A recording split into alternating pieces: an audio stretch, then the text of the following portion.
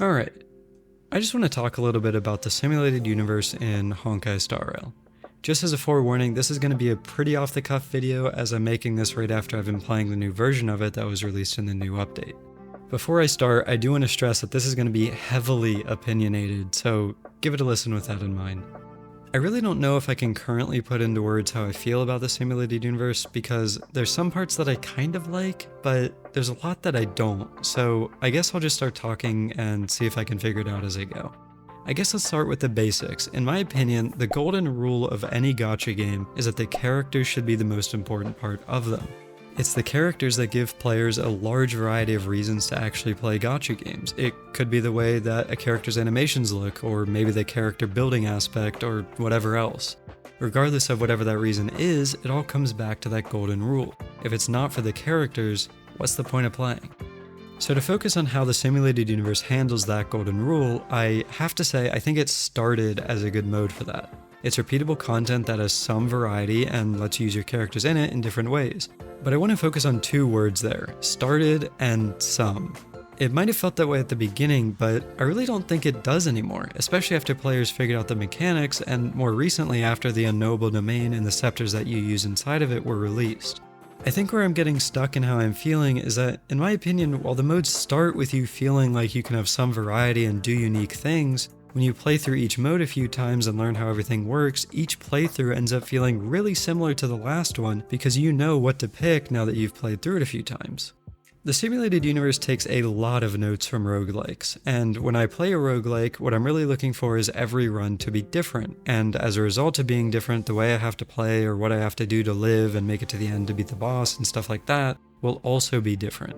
It's about making the most out of what you're given and then figuring out how to make a plan based off of that. The difference between a roguelike and what Simulated Universe is offering is that, quite frankly, there's just different builds and blessings, and now that the Unknowable Domain released scepters that just don't work, or at the very least don't do enough compared to others to where you'd actually want to use them. The result of this is that, in my opinion, you're not really making do with what you have. You're praying or hoping or trying to chase a specific thing so you can make a specific build because you know that build will work, rather than trying to make something out of what you've gotten or being incentivized to try something new. For example, if I'm doing a high conundrum run of Swarm Disaster and I don't get at least a few preservation or abundance blessings, I know there is no chance in hell that I'm ever going to clear that run, unless I'm running something like Break, which is broken for its own reasons, or like a Freeze team with Disassociation. In that example, it really doesn't feel like it's hitting the mark of what makes a roguelike good. So I guess let's think of a hypothetical checklist here about what actually makes a roguelike good. In my opinion, there needs to be a good amount of buildcraft and variety so that you have things to choose from that can all be successful in different ways. There shouldn't ever really be a specific best build, just a bunch of options that you can choose from.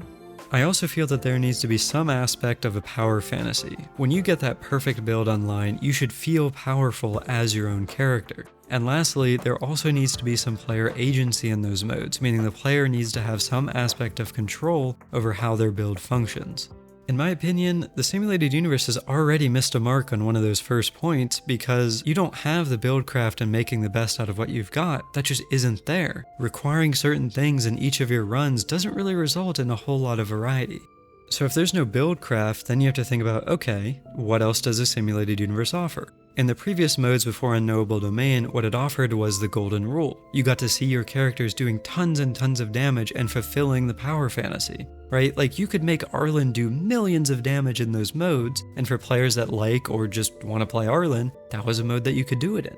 But with the release of the Unknowable Domain mode, that's now changed. With the inflated health pools of the enemies we're fighting, it ends up that your characters aren't really the ones doing anything, it's the scepters. Like our characters might as well not even be there because you can still do a few million damage to a boss or whatever like you can in the other modes, but you're going to see that boss's health bar go down by like 5% at most. Right after that, you're going to see your scepter or multiple scepters go off and do millions upon millions of damage and see that health bar get chunked for so much more than your character just did. Our characters could literally be doing 1 trillion damage and it wouldn't matter if the health bar of the thing we're fighting isn't budging compared to the scepters. So with that said, going back to that hypothetical checklist, you're losing another mark off it. You already lost one for not having any buildcraft because you're pretty much required to get certain things to clear harder difficulties, and now you're losing another because when you compare the damage your characters do to the game mechanics of the scepters, it feels pointless, and the power fantasy of seeing your characters deal a ton of damage is just completely gone. It really feels like our characters are just there to charge up the scepters, which is honestly kind of frustrating. In the new mode, right, let's say you have a scepter that needs follow-ups to be charged. There is effectively zero difference between using a Himiko and using a Fei Zhao. They both do follow-ups, so they're both going to fill up the scepters. It might be a little bit faster or slower depending on which you use and where, but effectively they're doing the same thing. I do want to say, right, like, I kind of get it. Maybe the big numbers our scepters are doing is meant to make me feel the same kind of dopamine that I feel when our characters get to do that. But for me, that's just not there. I don't get the satisfaction from that, and the golden rule feels completely broken.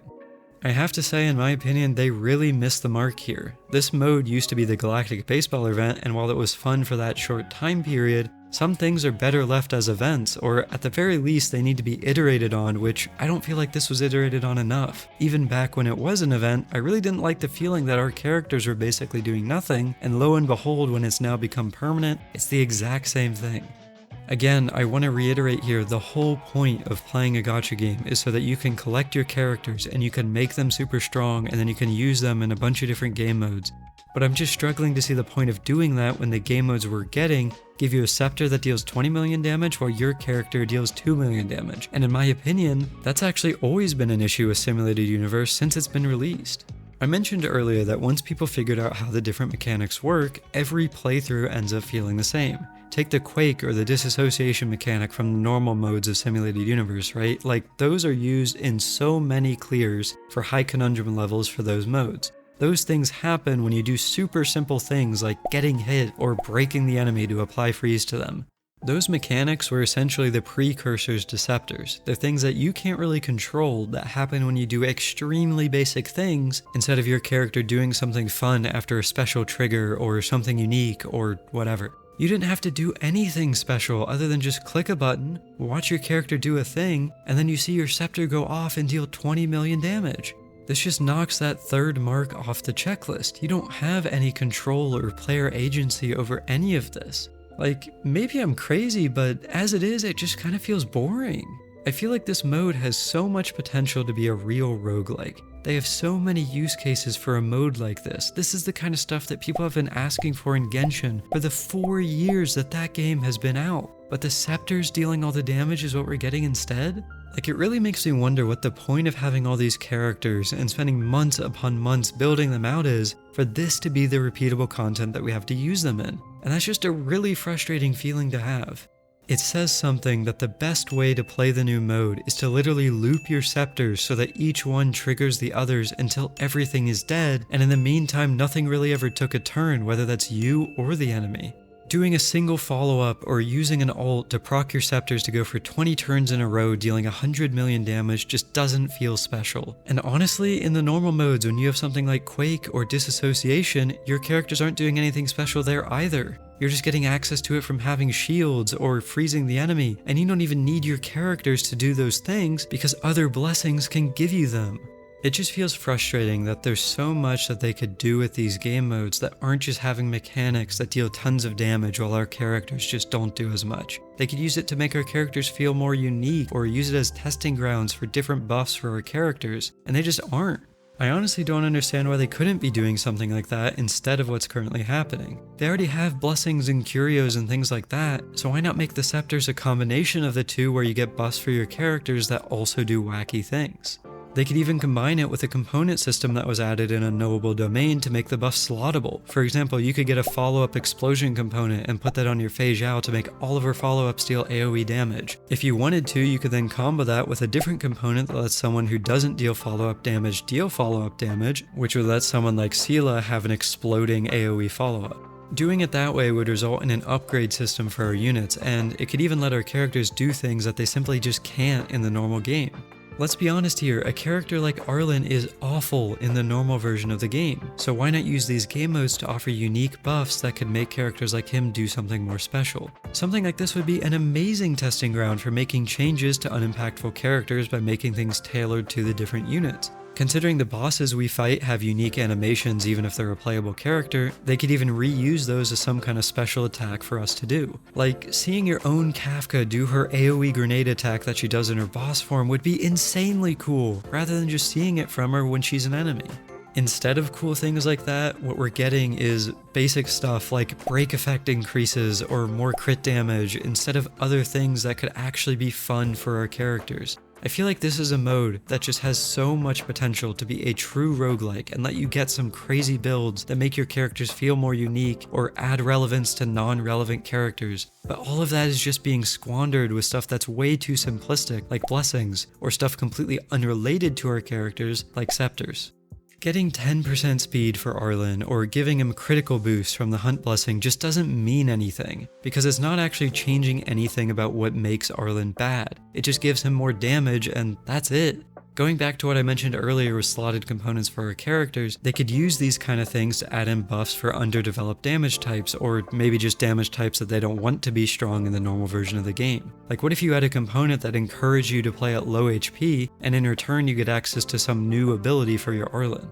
Again, maybe I'm crazy here, but I feel like what we have just isn't really that special in comparison to what we could have. So I guess my conclusion with all this is that I just kind of feel disappointed?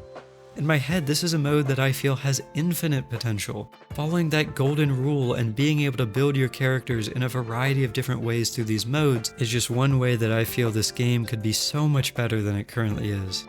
Like, keep in mind, this is our only truly repeatable content, and the newest mode doesn't even really let us play our characters. To me, that's just boring, and as I mentioned earlier, I feel they really missed the mark with this iteration of it.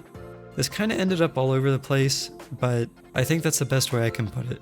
The game mode just hasn't really lived up to its potential, and that's both disappointing and also frustrating to see. Anyway, I apologize for all the complaining that I've done in this video. It's kind of just where my head is right now about the simulated universe. It's also probably the first real rant that I've done, so hopefully it wasn't too much of a turnoff if you've made it this far. Since you did make it this far, I guess this would be a good time to announce that I've made a Discord. The link is down in the description below. You can talk about pretty much whatever in there, so feel free to come hang out. As always, thank you very much for watching, subscribe, and maybe give my other videos a shot too. They're definitely a bit more normal than this one.